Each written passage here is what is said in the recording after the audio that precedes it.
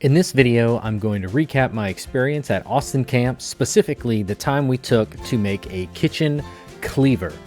Austin, the high caliber craftsman, is a friend of mine and co-host on a podcast we do, and he has this great setup in Virginia that includes an area for forging. He invited 15 makers to his house in order to learn how to do some basic forging. And if you wonder who Austin is, this is Austin, and he always wears black.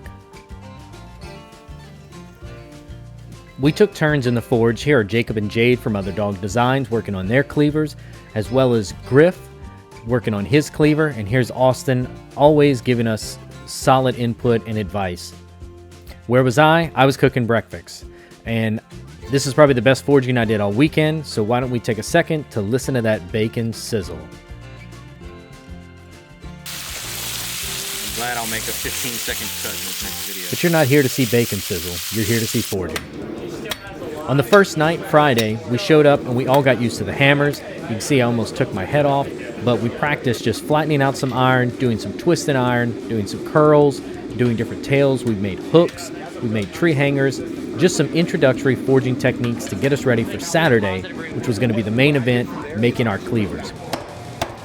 I started off by making the handle of my cleaver.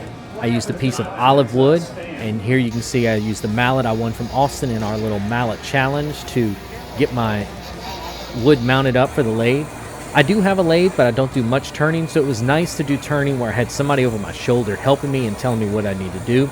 We basically want to get the handle down to a certain shape to where we can put our copper transition over it and then get it ready for forging.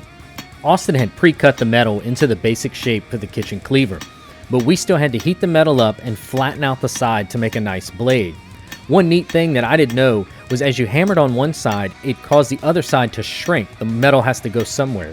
So it gave our cleavers this nice curve on the spine that is really appealing visually and makes it look pretty wicked.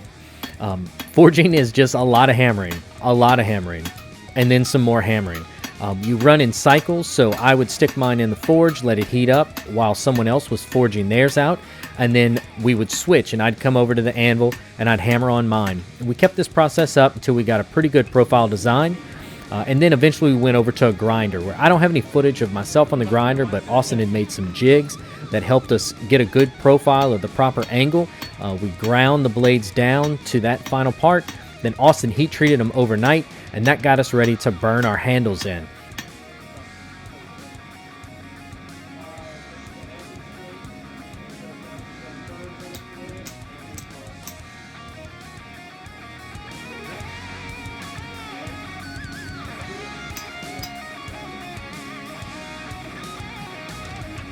In addition to flattening the knife out, getting a nice point, and getting our handle ready, Austin also pre-drilled a small hole to give it that kitchen cleaver style. And so we had to drift the hole larger with a metal rod that Austin had and a hammer. And here you can see Ben from Make From Life Workshop helping me out.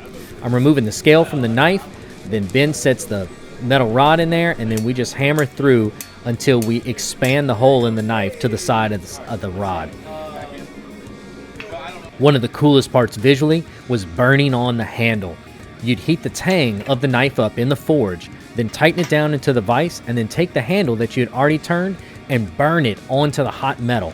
This would cause the inside of your handle to take the perfect shape of the tang and help get you a nice tight fit between the blade and the handle.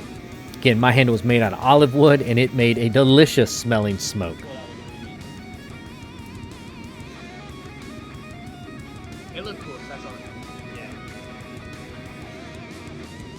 Austin hardened and heat treated our blades overnight, so the next day we were able to secure the handle to the knife. He heated up the end with a MAP gas torch, and then we just peened it over with this hammer, stick it in a bucket of water here to put out the fire, and then just put some polish on the handles and sharpened up the blade, and it was ready for action. I have to say I'm so excited about how this thing came out. I've never had more fun cutting up a pineapple than I did this day. I was really happy with the weight. You just let the knife do the work, and I was able to keep a nice sharp edge on the knife. As you can see, every chop went straight through, and I actually did some pretty good damage to this bamboo cutting board, but it's worth it for how awesome this knife turned out.